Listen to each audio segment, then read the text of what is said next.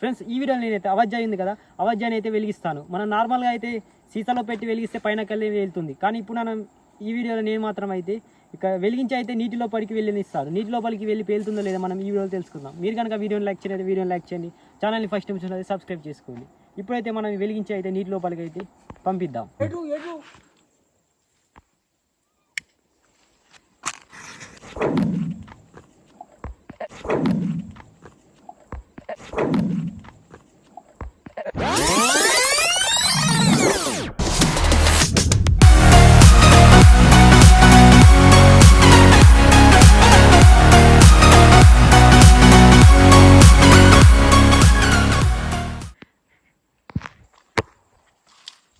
చూసారు కదా ఫ్రెండ్స్, అది బాగా దూరం అనేది వెళ్ళలేదు, లోపలికి వెళ్ళింది. కానీ లోపల బండ తాకిందో తెలియదు, కానీ అది మాత్రం అక్కడికి ఆగిపోయింది.